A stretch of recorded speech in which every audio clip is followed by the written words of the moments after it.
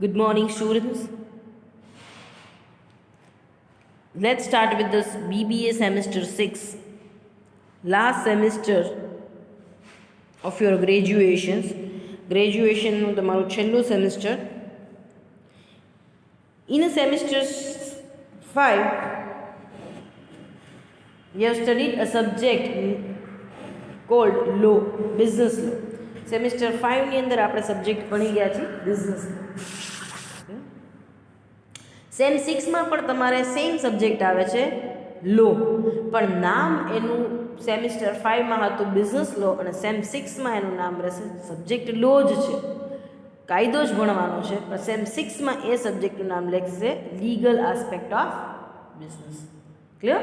સો BBA sem 6 ની અંદર તમારો સબ્જેક્ટ રહેશે legal aspect of business. Business law લખીને ક્યાંય આવતા નહીં, બિઝનેસ લોના નામથી કાંઈ ગોતતા નહીં, તમારા સબ્જેક્ટનું નામ રહેશે legal aspect of business. As you know કે આમાં તમારે કોઈ બીજી વસ્તુ ભણવા નથી, બધા જ લો જ ભણવાના છે. તો આની અંદર તમારે પહેલું ભણવાનું રહેશે નેગોશિયેબલ ઇન્સ્ટ્રુમેન્ટ, પહેલું યુનિટ છે. બીજું યુનિટ છે sale of goods act. Negotiable instrument is basically a banking act.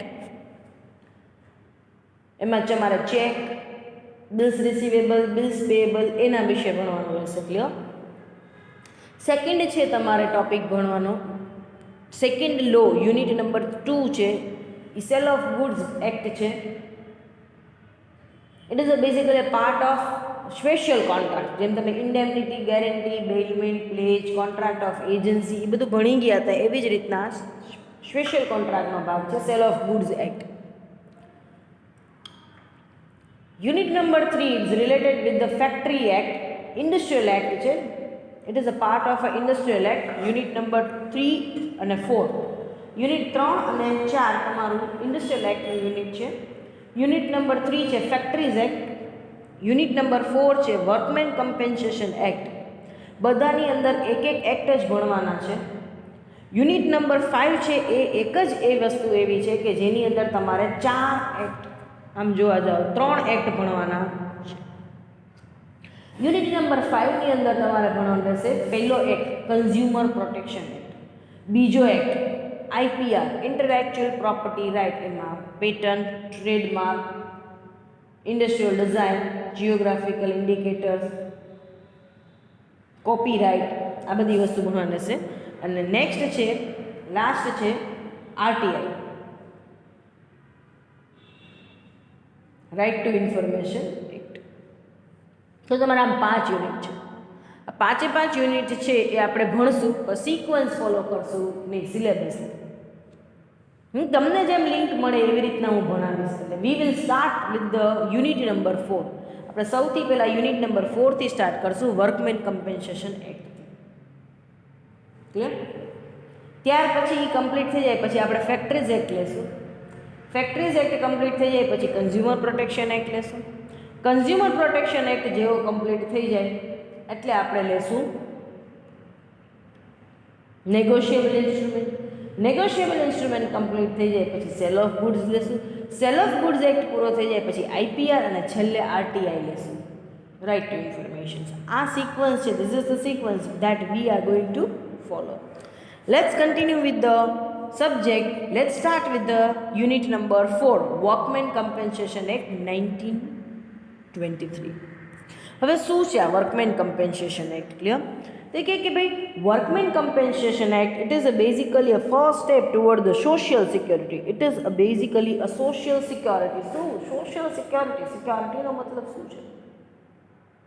Protection આપો છો તમે, વર્કમેનને પ્રોટેક્શન આપો છો. શેનું પ્રોટેક્શન આપો છો તમે વર્કમેનને?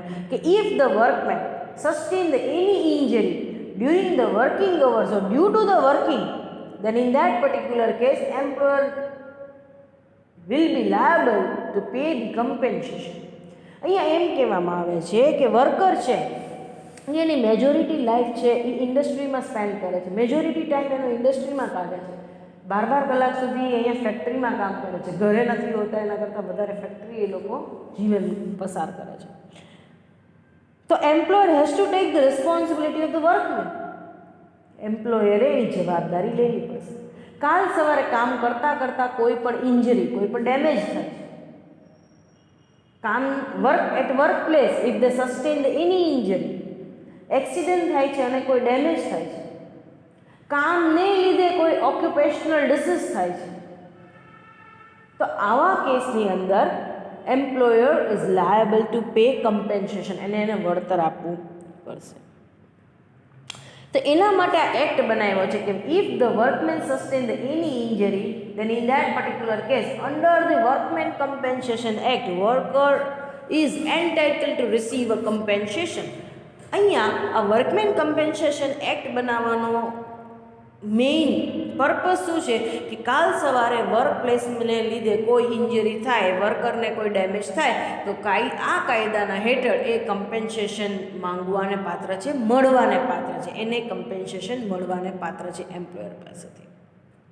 So Workmen Compensation Act provides for the payment of the compensation to the workmen and their dependent in the case of death.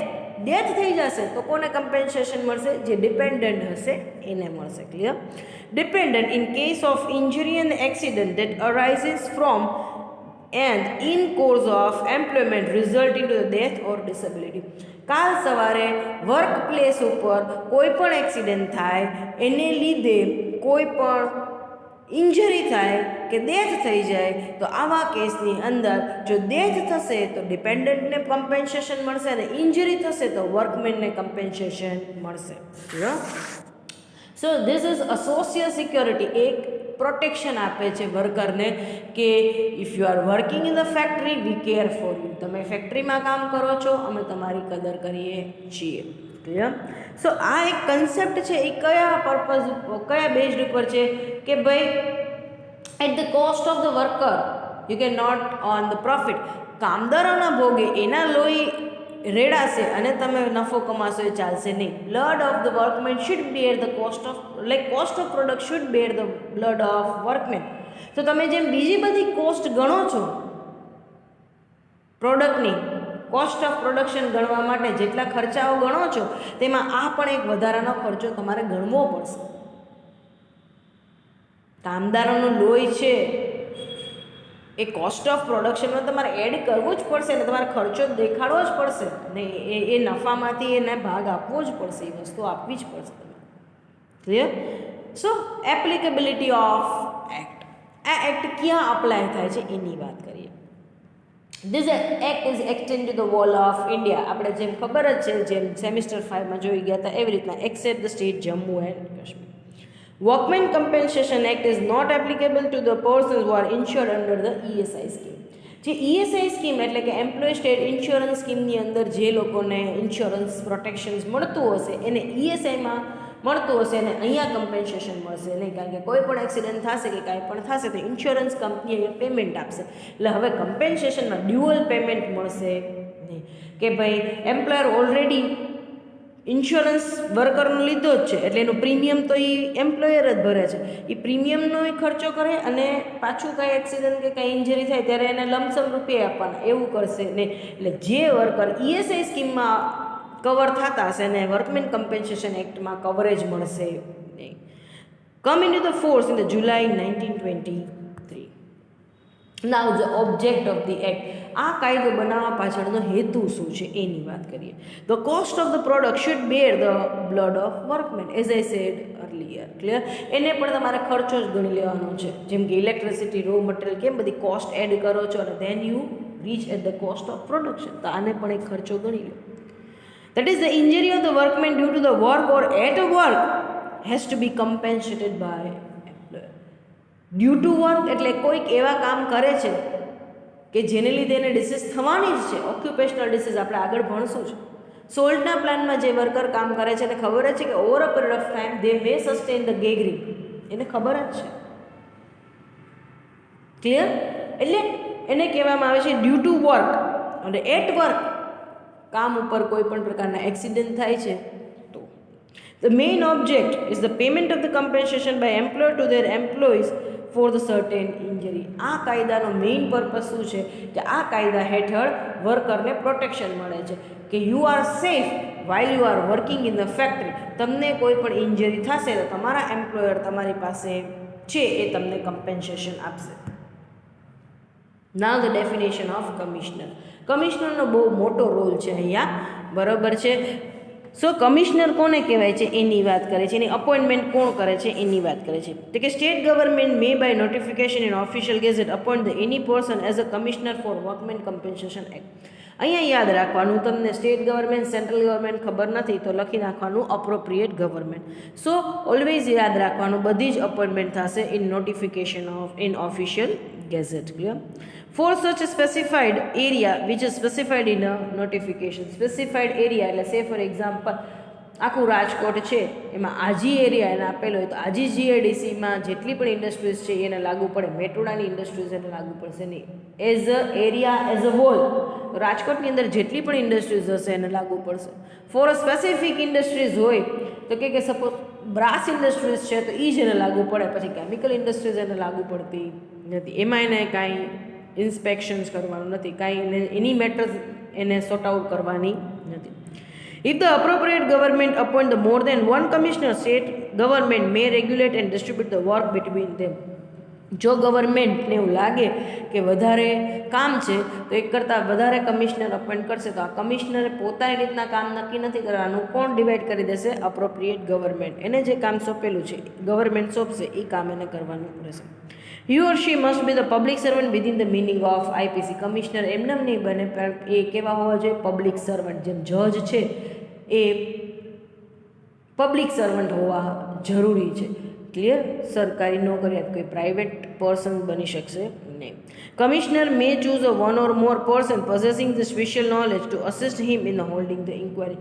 કમિશનરને એવું લાગે કે ખૂબ કામ છે તો એ કોઈ પણ આસિસ્ટન્ટને પણ અપોઇન્ટ કરી શકશે. અને આસિસ્ટન્ટનું કામ શું છે? To help commissioner in holding the inquiry. Clear?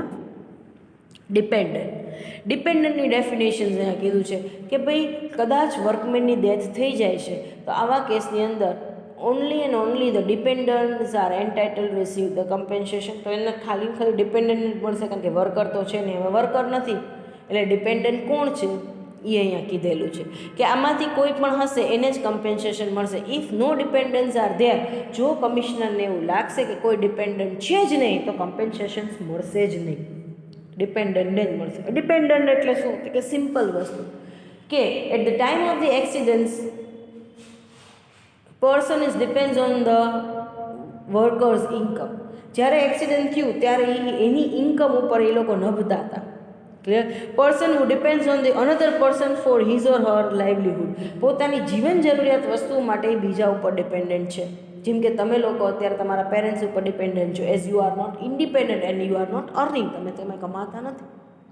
તમારી બેઝિક રિક્વાયરમેન્ટ છે રોટી, કપડાં, મકાન, મેડિકલ, એના માટે તમે તમારા પેરેન્ટ્સ ઉપર ડિપેન્ડન્ટ છો. સો ડિપેન્ડન્ટ એટલે એવા વ્યક્તિઓ જે પોતાની જીવન જરૂરિયાત માટે બીજા ઉપર ડિપેન્ડન્ટ હોય. ક્લિયર? સો જ્યારે વર્કરની એક્સિડન્ટ થયું છે કાં તો ડેથ થઈ છે ત્યારે એના ઉપર ડિપેન્ડન્ટ હોય એવા લોકોનું list.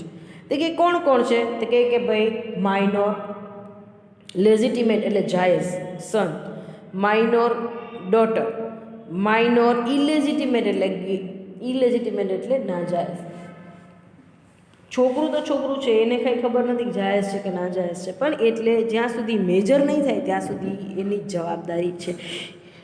Wife, if she is not earning, એ પણ એના હસબન્ડની કમાણી ઉપર હોય તો એ aged parents. Minor brother or sister, ભાઈ બહેન છે પણ માઇનોર છે એટલે કમાઈ શકતા નથી. ડિસીઝ્ડ બ્રધર, ભાઈ છે મોટો છે પણ હેન્ડીકેપ છે. વાઇફ ઓફ ડિસીઝ્ડ બ્રધર, ભાઈના વેડિંગ થઈ ગયા છે, એમના વાઇફ છે પણ ભાઈ તો હેન્ડીકેપ છે એટલે વાઇફને કાંઈ ભરણ પોષણ એની કમાણી તો છે ને, એટલે બધા પાછા વર્કરની કમાણી ઉપર છે. બરાબર છે? Minor widow sister. ક્લિયર? આ બધા લોકોને શેની ડેફિનેશનમાં લઈ લીધા છે? Dependant. Clear? Disablement. This is the most important questions. ઘણી બધી વાર પૂછાય છે. Discuss the various types of disablement and discuss the amount of compensation payable for the same. એટલે આની અંદર 3 ફેઝની અંદર આન્સર ડિવાઈડ કરેલો છે. ડિસેબલમેન્ટ એટલે શું છે? બીજો ફેઝ એની અંદર છે અમાઉન્ટ ઓફ કેલ્ક્યુલેશન્સ, કેટલું અમાઉન્ટ મળે છે ડિસેબલમેન્ટની અંદર, અને ત્રીજો ફેઝ છે કે કમ્પેન્સેશનના રૂલ્સ કયા છે. એમાં ફર્સ્ટ આપણે ભણીએ છીએ ડિસેબલમેન્ટ. ડિસેબલમેન્ટનો મતલબ શું છે? Now you are not able to work. Disablement means loss or reduction of working capacity. તમે અહીંયા તમારી વર્કિંગ કેપેસિટી ગુમાવો છો, એટલે કઈ કેપેસિટી ગુમાવો છો? Earning capacity. ક્લિયર? કાં તો તમે અર્નિંગ કેપેસિટી હાવ ગુમાવી બેસો છો ને કાં તો એમાં ઘટાડો થાય છે, reductions or loss of capacity to work, or it may result in loss or reduction of his earning capacity. કાં તો ટોટલ ડિસેબલમેન્ટ હશે તો લોસ ઓફ અર્નિંગ કેપેસિટી હશે, ને બાકી ડિસેબલમેન્ટની અંદર રિડક્શન ઓફ અર્નિંગ કેપેસિટી. કોઈક ડિસીઝ છે, કોઈ ઇન્જરી છે, કોઈ ડેમેજ એવું છે કે જેને લીધે કમાવાની શક્તિ કાં તો પૂરી થઈ જાય છે ને કાં તો ઓછી થઈ જાય છે. ક્લિયર? નાઉ ડિસેબલમેન્ટ છે એ 4 પ્રકારની છે. ટોટલ ડિસેબલમેન્ટ અને પાર્શિયલ ડિસેબલમેન્ટ થશે. Partial total disablement means 100% bedridden. Clear? Partial disablement એટલે અમુક જ ભાગ તમારા શરીરના ડેમેજ થયા છે, આખા તમે બેડ રિડન પથારી વશ થઈ નથી ગયા. ક્લિયર? પાર્શિયલ ડિસેબલમેન્ટ. પાર્શિયલ ડિસેબલમેન્ટ પાછા 2 ભાગમાં વહેંચાયેલી છે, પાર્શિયલ ટેમ્પરરી અને પાર્શિયલ પરમનન્ટ. પાર્શિયલ ટેમ્પરરીનો મતલબ શું છે કે ભાઈ over a period of time it is curable, અને પરમનન્ટ જિંદગીભર એ વસ્તુ ગ્રો નથી થવાની કે ક્યોર થવાની નથી. ડિસેબલમેન્ટ આપણે આગળ વ્યવસ્થિત ભણીએ. પાર્શિયલ ડિસેબલમેન્ટ. પાર્શિયલ ડિસેબલમેન્ટ એટલે કેવી હશે? Here you will reduce the earning capacity અને વર્કિંગ કેપેસિટી. પાર્શિયલ ડિસેબલમેન્ટ, એક પગ કપાઈ ગયો, એક હાથ કપાઈ ગયો, આઈસાઇટ જતી રહી, કાને સંભળાવવાનું બંધ થઈ ગયું because of noise pollutions. Clear? તો આને કઈ ડિસેબલમેન્ટ કહેવાય છે? Partial disablement. Because due to this disease you are not altogether bedridden. Clear? તમારો પગ કપાઈ ગયો એનો મતલબ એવો નથી કે હવે તમે કાંઈ જ કરી શકતા નથી, ખાલી ને ખાલી પથારીમાં છો. ક્લિયર? તો આને કઈ ડિસેબલમેન્ટ કહેવામાં આવે છે? પાર્શિયલ. પાર્શિયલ ડિસેબલમેન્ટમાં લોસ ઓફ અર્નિંગ કેપેસિટી નહીં હોય, પણ શું હશે? Reduction in earning capacity. Any disablement which reduce the earning capacity of the workman as a result of some accident. Here the person is not able to perform the job that he used to perform at the time of accident.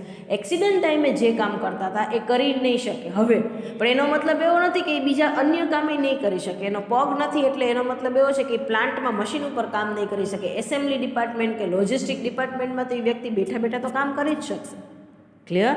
So reduction of earning capacity થશે partial ડિસેબલમેન્ટની અંદર. હવે partial ડિસેબલમેન્ટ again 2 ભાગમાં divide થાય છે, temporary partial ડિસેબલમેન્ટ અને permanent partial ડિસેબલમેન્ટ.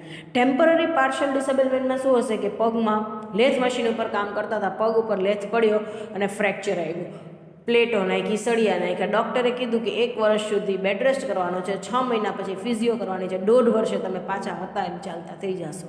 Temporary partial ડિસેબલમેન્ટ છે પણ કેવી છે? Temporary. Over a period of time it is curable. Clear? Partial permanent કેવી છે? કાયમ માટે રહેશે, ઇટ ઇઝ નોટ ક્યોરેબલ. એક ફિંગર કપાઈ ગઈ, એક થંબ કપાઈ ગયો, એક હાથ કપાઈ ગયો, એક પગ કપાઈ ગયો, ક્યારેય જિંદગીમાં હવે ગ્રો થવાનું નથી. લાઈફ ટાઈમ સુધી ડિસેબલમેન્ટ તમારી સાથે જ રહેવાની છે, એને પાર્શિયલ પરમનન્ટ કહેવામાં આવે છે. ક્લિયર? સો ટેમ્પરરીની અંદર યાદ રાખવાનું person become the unfit for in any employment, અને પરમનન્ટમાં યાદ રાખવાનું એવરી એમ્પ્લોયમેન્ટ. હવે જે કામ કરતા હતા એ ટેમ્પરરી બેઝ ઉપર નહીં કરી શકે, ટેમ્પરરી પાર્શિયલ ડિસેબલમેન્ટમાં એ પાછું ક્યોર થઈ જાય, 1.5 વર્ષ થયું, ફિઝિયો થઈ ગઈ, હવે પગ સાજો થઈ ગયો, એટલે પાછા પ્લાન્ટમાં કામે જઈ શકશે. જ્યારે પરમનન્ટ હશે એટલે હવે એ પહેલે એક્સિડન્ટ ટાઈમે જે કામ કરતા હતી હવે જિંદગીભર કરી શકશે. Total disablement that means a person, એને એક સેન્ટેન્સમાં એવું કહી શકાય કે person become the unfit for all the kind of work. તમામ પ્રકારના કામ માટે વ્યક્તિ કેવો થઈ જશે? Unfit. Total disablement, 100% bedridden, કોઈ પણ કામ કરી શકશે નહીં. Even a person is not able to handle even his routine work. એનું રોજબરોજનું કામ પણ એ કરી નહીં શકે, એના માટે પણ એને કોઈકની ડિપેન્ડન્સી જોશે. A person is not even able to move. પોતાની રીતના મૂવમેન્ટ પણ કરી શકશે નહીં, એને કહેવાય છે total disablement. Clear?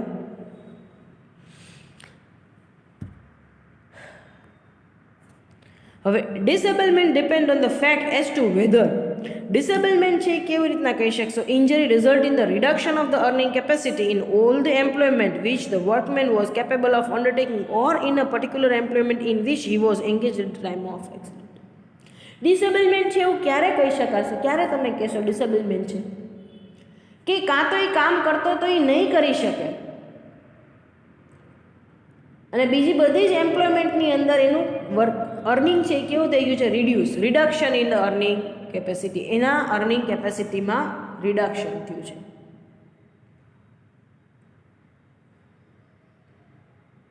Clear? So reduction in the earning capacity of employee, એના કાર્યવાહીમાં ઘટાડો થયો છે.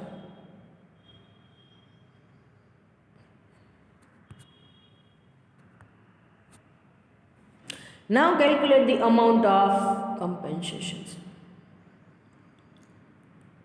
આપણે એમ જ ત્યારે જ કહી શકશું કે ડિસેબલમેન્ટ છે કે if there is a loss of earning capacity or reduction of earning capacity. ક્યારે કહેવાશે કે ડિસેબલમેન્ટ છે?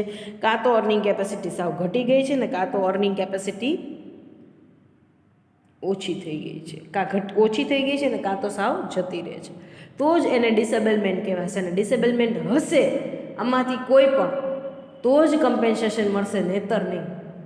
સપોઝ એક્સિડન્ટ થયું એટલે કમ્પેન્સેશન મળશે એવું નથી. ફેક્ટરીમાં એક્સિડન્ટ થયું પણ મને કોઈ ડેમેજ નથી થયું, હું સાજે સારી છું, પાછું મારા કામે ચડી જાઉં છું એક દિવસ આરામ કરીને, ઊંડમાં લાગ્યું છે એક બે દિવસ આરામ કરું છું ઘરે પાછી કામ પર ચડી જાઉં છું, ઇટ ડઝન્ટ મીન કે એક્સિડન્ટ થયું છે એટલે કમ્પેન્સેશન મળશે.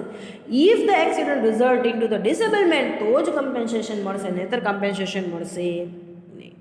નાઉ calculation of the amount of compensation. અહીંયા શું કીધું છે કે અમાઉન્ટ ઓફ કમ્પેન્સેશન્સ તમને કેવી રીતના મળશે? તો કે amount of compensations is payable depends on the following thing. જ્યારે પણ તમને કમ્પેન્સેશન મળશે એની કેલ્ક્યુલેશન્સમાં 3 વસ્તુ ધ્યાન રાખવાની છે. Nature of injury caused by accident, કઈ ઇન્જરી થઈ છે, whether it result in to death, તો ડેથનું કમ્પેન્સેશન મળશે. Whether it result in to the total disablement કે પાર્શિયલ, તો ટોટલ ડિસેબલમેન્ટ છે કે પાર્શિયલ ડિસેબલમેન્ટ છે, પાર્શિયલમાં ટેમ્પરરી છે કે પરમનન્ટ છે, શું છે એ જોવું પડશે. એટલે પહેલાં તો શું નક્કી કરવું પડશે? નેચર ઓફ ઇન્જરી, ડિસેબલમેન્ટ છે કે નથી, અને છે તો કઈ ડિસેબલમેન્ટ છે એ નક્કી થશે.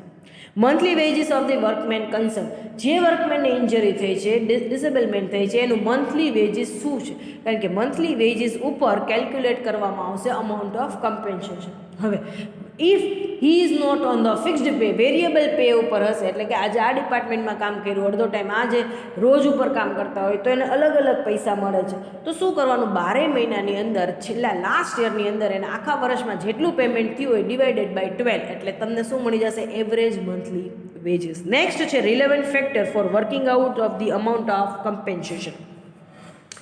Relevant factor is related with the age of the workman. વર્કમેનની એજ સાથે રિલેટેડ છે. જેટલી એજ વધારે એટલા રિલેવન્ટ ફેક્ટરની વેલ્યુ ઓછી, લોગ ટેબલ જેવું હશે. ક્લિયર? જેટલી એજ ઓછી એટલા રિલેવન્ટ ફેક્ટર વધારે, એટલે કમ્પેન્સેશન જેટલી એજ ઓછી હશે એટલું કમ્પેન્સેશન વધારે મળશે. એનું રીઝન શું? કે 25 વર્ષે એક્સિડન્ટ થયું છે અને ડિસેબિલિટી થઈ છે, તો ઇટ મીન્સ કે હજી 25 વર્ષ કમાઈ શકે એમ છે, પણ એની 25 વર્ષની આવક ઉપર અસર પડી છે. હવે ઓલરેડી વર્કમેન 40 વર્ષનો તો થઈ જ ગયો છે, હવે ખાલી 10 જ વર્ષની એની આવક ઉપર અસર પડી છે. તો જેમ એજ ઓછી હશે એમ કમ્પેન્સેશન વધારે હશે, રિલેવન્ટ ફેક્ટરની વેલ્યુ વધારે હશે. રિલેવન્ટ ફેક્ટરનું ટેબલ આપેલું જ છે, વર્કમેન કમ્પેન્સેશન એક્ટ, બેર એક્ટ કહેવાય, કોર્ટના એક્ટ જ બહાર પડે, એમાં આપેલું જ છે. એ રિલેવન્ટ ફેક્ટરની એજની સામે જોઈ લેવાની, જે વેલ્યુ હોય એ કેલ્ક્યુલેશનમાં લેવાની. Mind well, there is no difference between the adult and the minor for calculating the amount of compensation. Adult હોય કે માઇનર હોય, બધાને એક જ સરખા નિયમો લાગુ પડશે કમ્પેન્સેશનના. એમાં કોઈ માઇનરને વધારે મળશે કે ઓછું મળશે, અડલ્ટને વધારે મળશે કે ઓછું મળશે એવું છે નહીં. ના, કેટલી પ્રકારના કમ્પેન્સેશન મળશે? તો કે ડેથ થશે તો મળશે, ટોટલ ડિસેબલમેન્ટમાં મળશે, પરમનન્ટ પાર્શિયલ ને પરમનન્ટ ટેમ્પરરી, આ બધાની અંદર કમ્પેન્સેશન મળશે. Now the compensation for death.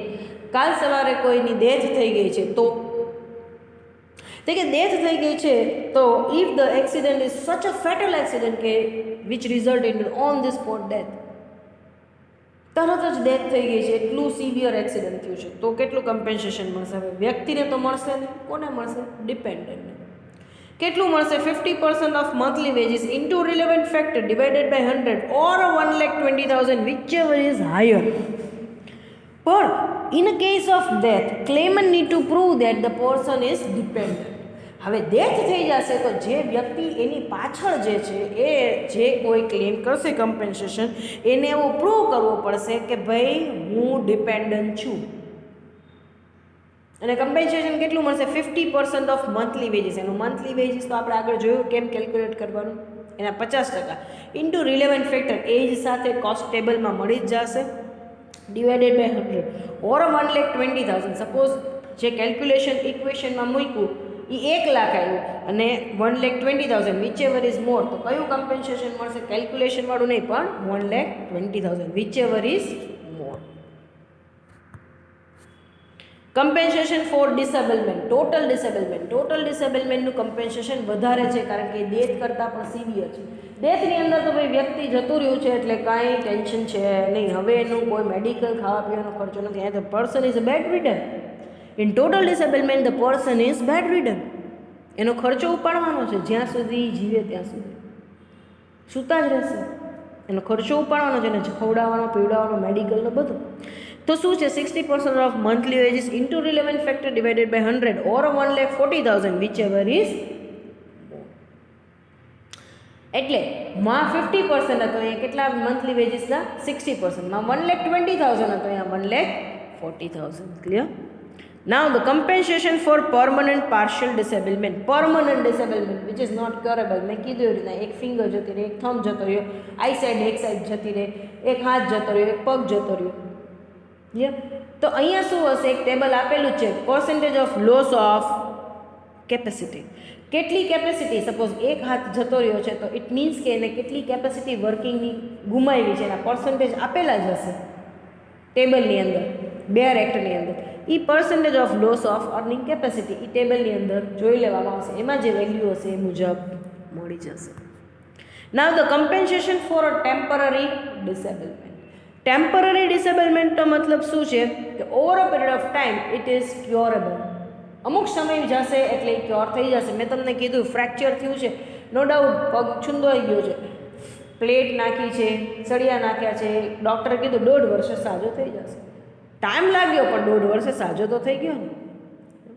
તો શું કરવાનું? 25% of monthly veggies payable on the every half month.